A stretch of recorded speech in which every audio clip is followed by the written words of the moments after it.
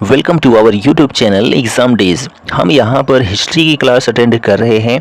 तो जो हिस्ट्री की क्लास है इसमें जो है हर्ष की मृत्यु के बाद जो है त्रिपक्षीय संघर्ष हुआ था। पाल वंश के साथ, प्रतिहार वंश के साथ, राष्ट्रकूट वंश के साथ जो है क्या हुआ था, त्रिपक्षीय संघर्ष। इनमें जो संघर्ष हुआ उस पर यह वीडियो है। उसके बाद एक वंश है सेन वंश, ठीक है। इस वंश को भी जो है इसी वीडियो के माध्यम से जो है कवर किया जाएगा। तो चलिए देखते हैं जो यह वंश है, ठीक। तो यहाँ पर फर्स्ट जो वंश है इस वीडियो के माध्यम से प्रतिहार राजवंश है। प्रतिहार राजवंश जो कि जो है कहाँ से जानकारी मिलती है, तो जो जानकारी मिलती है वह पृथ्वीराज रासो से मिलती है जो चंद्रबरदाई की रचना है, ठीक। चलिए देखते हैं। चंद्रबरदाई के पृथ्वीराज रासो के अनुसार परमार, प्रतिहार, चालुक्य तथा चौहान जो हैं अग्निकुंड से उत्पन्न हुए थे, जिन्हें आबू पर्वत पर वशिष्ठ मुनि ने यज्ञ से उत्पन्न किया था, ठीक। जो परमार वंश है, प्रतिहार वंश है, चालुक्य वंश है, चौहान वंश है, यह सभी अग्निकुंड से उत्पन्न हुए थे और इनको जो है वशिष्ठ मुनि ने आबू पर्वत पर उत्पन्न किया था यज्ञ के द्वारा। इसकी जानकारी जो है चंद्रबरदाई की रचना पृथ्वीराज रासो से मिलती है, ठीक। अग्निकुल के राजपूतों में सर्वाधिक प्रसिद्ध राजवंश जो है वह प्रतिहार राजवंश था। गुर्जर प्रतिहार वंश की स्थापना हरिश्चंद्र ने की थी। किसने? हरिश्चंद्र ने गुर्जर प्रतिहार वंश की स्थापना की थी। गुर्जर प्रतिहार वंश का वास्तविक संस्थापक नागभट्ट प्रथम को माना जाता है, जो कि ग्वालियर अभिलेख से जो है यह जानकारी मिलती है कि गुर्जर प्रतिहार वंश का वास्तविक संस्थापक नागभट्ट प्रथम था। वत्सराज गद्दी पर जो है 780 ईस्वी में बैठा था। प्रतिहार राजवंश में वत्सराज, ठीक, पाल नरेश धर्मपाल को वत्सराज ने ही पराजित किया था। नागभट्ट द्वितीय वत्सराज का पुत्र था। नागभट्ट द्वितीय ने चक्रायुद्ध को जो है हराकर कन्नौज को अपनी राजधानी बनाया था। किसने? नागभट्ट द्वितीय ने। मुंगेर के समीप धर्मपाल को नागभट्ट द्वितीय ने ही पराजित किया था। नागभट्ट द्वितीय ने गोविंद तृतीय जो कि राष्ट्रकूट नरेश था को पराजित किया था। किसने? नागभट्ट द्वितीय ने। किसको? राष्ट्रकूट नरेश गोविंद तृतीय को, ठीक। प्रतिहार वंश का सर्वाधिक प्रतापी एवं महान शासक जो हुआ उसका नाम था मिहिर भोज। कौन था? तो मिहिर भोज जो है वह प्रतिहार राजवंश का सबसे प्रतापी एवं महान शासक हुआ। मिहिर भोज को पाल नरेश धर्मपाल ने एवं राष्ट्रकूट नरेश ध्रुव से जो है पराजित होना पड़ा था। किनको? तो जो प्रतिहार नरेश मिहिर भोज हैं इनको पाल नरेश धर्मपाल ने और राष्ट्रकूट नरेश ध्रुव ने पराजित किया था। यात्री सुलेमान मिहिर भोज के शासनकाल में ही भारत आया था। कौन? सुलेमान जो कि अरबी यात्री था। मिहिर भोज ने आदिवराह की उपाधि को धारण किया था। प्रतिहार साम्राज्य का विस्तार मगध एवं उत्तरी बंगाल तक जो है महेंद्रपाल ने किया था। किसका? प्रतिहार साम्राज्य का जो है विस्तार, ठीक। महेंद्रपाल के जो गुरु थे संस्कृत के सुप्रसिद्ध विद्वान राजशेखर थे। कौन थे? तो महेंद्रपाल के गुरु संस्कृत के प्रसिद्ध विद्वान थे राजशेखर, जिनकी जो है रचनाएं हैं क्या? काव्य मीमांसा और कर्पूर मंजरी। किनकी? राजशेखर की। महेंद्रपाल के बाद जो है महिपाल 914 से 943 ईस्वी तक शासक हुए। कौन? महेंद्रपाल के बाद महिपाल, ठीक। बगदाद निवासी अल मसूदी महिपाल के समय में जो है भारत आया था। कौन? बगदाद का निवासी अल मसूदी था, महिपाल के समय जो है भारत आया था। महिपाल के समय राष्ट्रकूट नरेश इंद्र तृतीय ने कन्नौज पर आक्रमण करके जो है नगर को उजाड़ दिया था। किनके समय में? तो महिपाल के समय में राष्ट्रकूट नरेश इंद्र तृतीय ने कन्नौज पर आक्रमण किया और उस नगर को जो है ध्वस्त कर डाला, यानी कि उजाड़ डाला। राष्ट्रकूट वंश की स्थापना जो है दंती दुर्ग ने। किसने? दंती दुर्ग ने जो है 752 ईस्वी में की थी। किसकी स्थापना? तो राष्ट्रकूट वंश की स्थापना किसने की थी? तो दंती दुर्ग ने की थी, ठीक। चलिए आगे बात करते हैं। यहाँ पर जो भी पॉइंट्स हैं सब जो है एग्जाम टू एग्जाम पॉइंट हैं, यानी कि सभी जो है क्वेश्चन परीक्षाओं में पूछे जाने वाले प्रश्न हैं। दंती दुर्ग ने अपनी राजधानी को जो है मानेखेत यानी कि मालखंड को जो है बनाया था। किसने? दंती दुर्ग ने। दंती दुर्ग ने जो है उज्जैनी में हिरण्यगर्भ जो है दान दिया था। कहाँ पर? उज्जैनी में हिरण्यगर्भ को जो है दान किया था। किसने? दंती दुर्ग ने। दंती दुर्ग ने जो है महाराजाधिराज परमेश्वर परम भट्टारक की उपाधि को जो है धारण किया था। दंती दुर्ग का उत्तराधिकारी कृष्ण प्रथम था। कौन था? कृष्ण प्रथम जो है वह दंती दुर्ग का उत्तराधिकारी हुआ था। ठीक, कृष्ण प्रथम ने बादामी के चालुक्यों को जो है अस्तित्व समाप्त कर गंगों की राजधानी मान्यपुर यानी कि मान्यखेत पर जो है कब्जा कर लिया था। किसने? कृष्ण प्रथम ने जो बादामी के चालुक्य थे उनके अस्तित्व समाप्त कर दिए और गंगों की राजधानी मान्यपुर या मान्यखेत पर जो है क्या कर लिया? कब्जा कर लिया। किसने? तो कृष्ण प्रथम ने। ठीक है, जो कि राष्ट्रकूट शासक था। ठीक, एलोरा का विख्यात कैलाश मंदिर जो है वह कृष्ण प्रथम ने ही बनवाया था। किसने बनवाया था? तो एलोरा का जो विख्यात कैलाश मंदिर है उसको कृष्ण प्रथम ने ही बनवाया था, जो कि राष्ट्रकूट शासक था। ध्रुव ने राष्ट्रकूट शासक जो ध्रुव था राष्ट्रकूट शासक था, कन्नौज पर अधिकार करने हेतु वत्सराज एवं जो है धर्मपाल को जो है पराजित किया था। किसने? राष्ट्रकूट शासक ध्रुव ने। ठीक, ध्रुव को धारावर्ष के नाम से भी जाना जाता था। किनको? ध्रुव को धारावर्ष के नाम से भी जाना जाता था। ध्रुव का पुत्र एवं उत्तराधिकारी जो है वह गोविंद तृतीय था। कौन था? गोविंद तृतीय जो है वह ध्रुव का पुत्र एवं उत्तराधिकारी हुआ था। गोविंद तृतीय ने जो है चक्रायुद्ध एवं उसके संरक्षक धर्मपाल को तथा प्रतिहार नरेश नागभट्ट द्वितीय को जो है पराजित कर कन्नौज पर अधिकार कर लिया था। किसने? तो गोविंद तृतीय ने चक्रायुद्ध में जो है, ठीक है, चक्रायुद्ध एवं उसके संरक्षक धर्मपाल को प्रतिहार नरेश नागभट्ट द्वितीय को पराजित करके कन्नौज पर अधिकार कर लिया था। किसने? तो गोविंद तृतीय ने। ठीक, गोविंद तृतीय ने अपने विरुद्ध खड़े पल्लव, पांड्य, केरल एवं गंगों के सम्मिलित संघ को जो है पराजित कर दिया था। किसने? गोविंद तृतीय ने जो है पल्लव वंश को, पांड्य वंश को, केरल वंश को, गंगों को जो है पराजित कर दिया था। गोविंद तृतीय के बाद जो है राजगद्दी पर अमोघ वर्ष बैठा था। कौन बैठा था? अमोघ वर्ष जो है वह गोविंद तृतीय के बाद गद्दी पर बैठा था 814 ईस्वी में। अमोघ वर्ष जो है जैन धर्म का अनुयायी था। किस धर्म का? जैन धर्म का अनुयायी था अमोघ वर्ष। ठीक, इसने जो है कन्नड़ में कवि राजमार्ग की जो है रचना की थी। किसने? अमोघ वर्ष ने। ठीक, राष्ट्रकूट वंश का जो है अंतिम महान जो शासक हुआ था उसका नाम था कृष्ण तृतीय। क्या था? कृष्ण तृतीय जो है वह अंतिम महान शासक हुआ राष्ट्रकूट वंश का। ठीक, ज्योति पुराण कौन सा पुराण है? तो एक है ज्योति पुराण। ठीक, ज्योति पुराण की रचना जो है किसने की थी? तो पौन ने जो है ज्योति पुराण की रचना की थी। ठीक है, चलिए आगे बात करते हैं यहाँ पर। तो ये जो फिगर है, ठीक है, ये यहाँ पर जो डिटेल में दिया गया है इसको विशेष आप ध्यान मत दीजिए। क्यों? क्योंकि यहाँ पर जो है हमको पॉइंट टू पॉइंट बात करनी है, जिस वजह से हमको इसको इग्नोर करना पड़ेगा। चलिए, आदि पुराण के रचनाकार जिनसेन हुए, गणित सार संग्रह के लेखक जो है महावीराचार्य हुए तथा अमोघ वृत्ति के लेखक जो है सक्तायना हुए। ये सभी जो हैं अमोघ वर्ष के दरबार में रहते थे। कौन? तो जिनसेन जिन्होंने आदि पुराण लिखा, महावीराचार्य जिन्होंने गणित सार संग्रह लिखा, सक्तायना जिन्होंने अमोघ वृत्ति की रचना की, ये सभी जो है अमोघ वर्ष के दरबार में रहते थे। ठीक है, एलोरा में कहाँ पर? तो एलोरा में जो है कितनी गुफाएं हैं? ठीक है, एलोरा में जो है कितनी गुफाएं हैं? तो 34 गुफाएं हैं। ठीक है, शैलकृत गुफाएं हैं 34। कहाँ पर? तो एलोरा में, जो कि औरंगाबाद महाराष्ट्र में स्थित है। ठीक है, संख्या जो 1 से लेकर 12 तक है, जो संख्या 1 से लेकर 12 तक है जो गुफा है, ठीक है, शैलकृत गुफा है, यह बौद्ध धर्म से संबंधित है। किससे? तो गुफा संख्या 1 से 12 तक इनका संबंध बौद्ध धर्म से है। और जो है 13 से लेकर जो है संख्या 13 से लेकर 29 तक जो संबंध है वह हिंदुओं से है। किससे है? तो हिंदुओं से संबंध है। और जो है 30 से लेकर जो है कहाँ से? तो 30 से लेकर 34 तक, ठीक है, 30 से लेकर 34 तक जो है जो संबंध है वह जैनियों से है। किससे है? तो जैनियों से है। ठीक, एलोरा में जो है कुल गुफाओं की संख्या, शैलकृत गुफाओं की संख्या 34 है, जिनमें से 1 से लेकर 12 तक बौद्ध धर्म से संबंधित है, संख्या 13 से 29 तक हिंदुओं से संबंधित है, और जो है 30 से लेकर 34 तक जैनियों से संबंध है। किसका?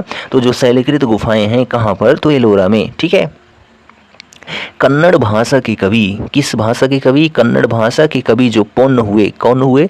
पोन जो हुए, इन्होंने जो है क्या किया था, कृष्ण तृतीय के दरबार में जो है अपना डेरा जमाया था। ठीक है, कृष्ण तृतीय के दरबार में पोन कवि रहते थे। ठीक है, जिन्होंने ज्योति पुराण की रचना की थी। चलिए आगे बात करते हैं। यहाँ पर नेक्स्ट पॉइंट देखिए, अमोघ वर्ष तुंगभद्रा नदी में जो है जल समाधि लेकर अपने जीवन का अंत किया था। किसने, तो अमोघ वर्ष ने। ठीक है, अल मसूदी इंद्र तृतीय के जो है समय में भारत आया था। कौन, अल मसूदी जो है राष्ट्रकूट वंश इंद्र तृतीय के समय में भारत आया था। ठीक है, कौन, अल मसूदी। ठीक है, चलिए आगे बात करते हैं। यहाँ पर देखिए नेक्स्ट पॉइंट है कि अल मसूदी ने तत्कालीन भारत का सर्वश्रेष्ठ शासक इंद्र तृतीय को जो है कहा था। अल मसूदी ने तत्कालीन भारत का सर्वश्रेष्ठ शासक इंद्र तृतीय को कहा था। कृष्ण तृतीय ने जो है चोलों को परास्त करके कांची और तंजावुर पर जो है अधिकार कर लिया था। किसने, तो कृष्ण तृतीय ने। ठीक, कृष्ण प्रथम ने जो है तंजावुर में विजय स्तंभ का जो है बनवाया था। क्या बनवाया था, विजय स्तंभ जो है वह कृष्ण प्रथम ने तंजावुर में विजय स्तंभ बनवाया था। ठीक, एलोरा गुफाओं का सर्वप्रथम वर्णन जो है थेविनेट ने किया था, जो कि एक फ्रांसीसी यात्री थे। 17वीं शताब्दी में किया था। एलोरा गुफाओं का सर्वप्रथम वर्णन थेविनेट ने किया था, जो कि फ्रांसीसी यात्री थे। वो भी किस शताब्दी में, तो 17वीं शताब्दी में किया था।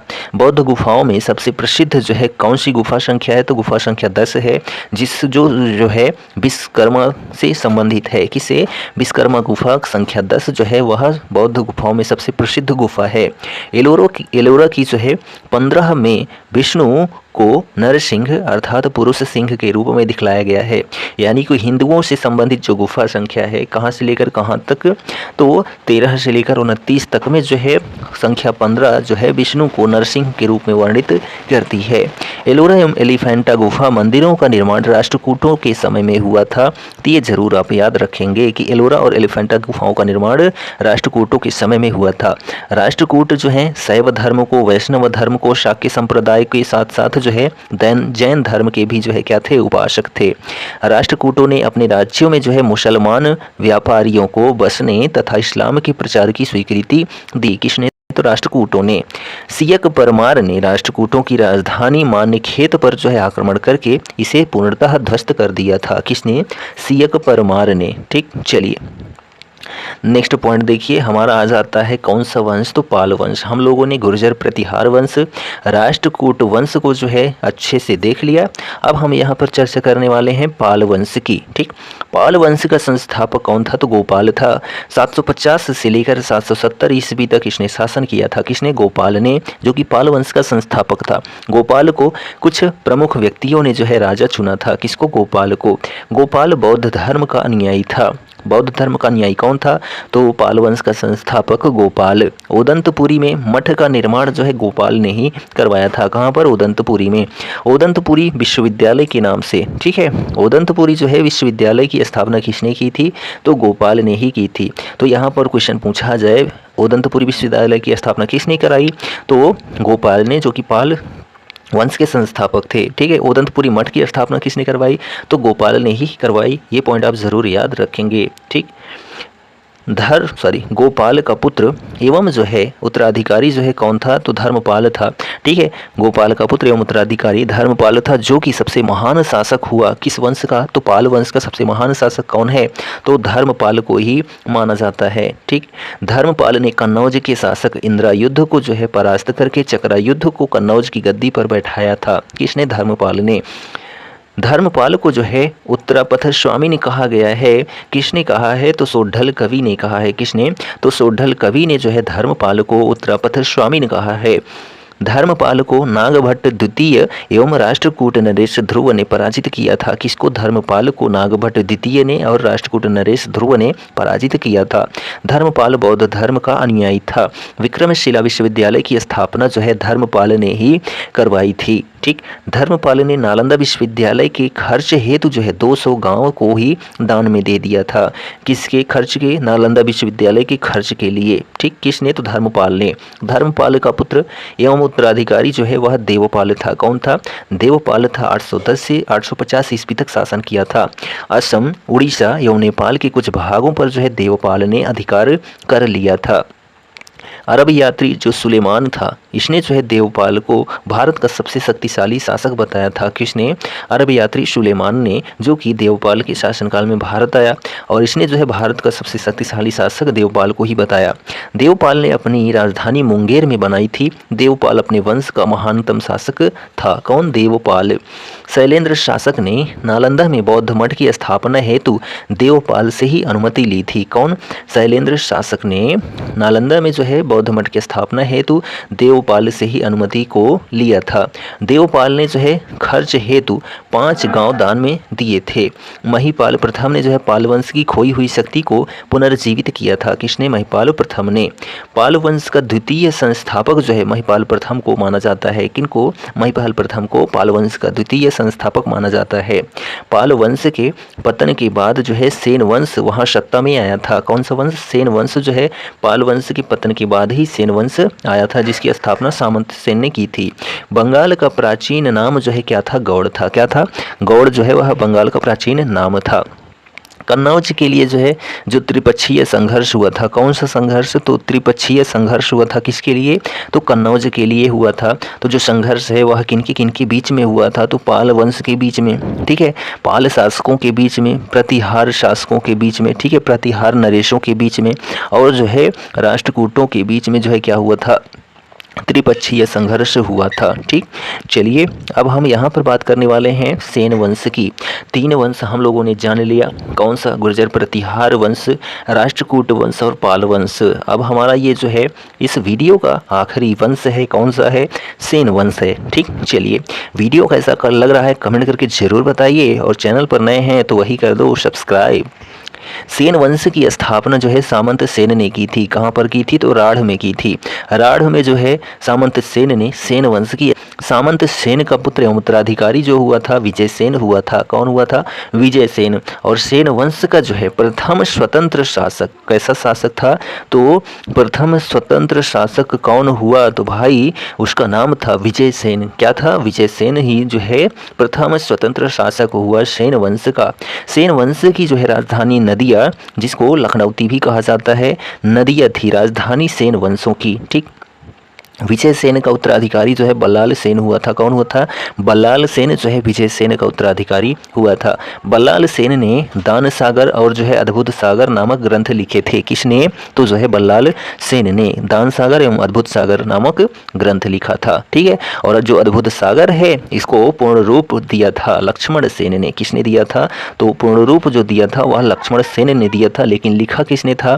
तो बल्लाल सेन ने लिखा था। बल्लाल सेन ने जाति प्रथा एवं कुलीन प्रथा को जो है बढ़ावा दिया था। किसने? तो बल्लाल सेन ने। ठीक, लक्ष्मण सेन ने जो है 1178 ईस्वी में गद्दी पर बैठा था। कौन? लक्ष्मण सेन 1178 ईस्वी में गद्दी पर बैठा था। ठीक है, बल्लाल सेन ने गौड़ेश्वर एवं निःशंकर की उपाधि को धारण किया था। किसने? तो बल्लाल सेन ने।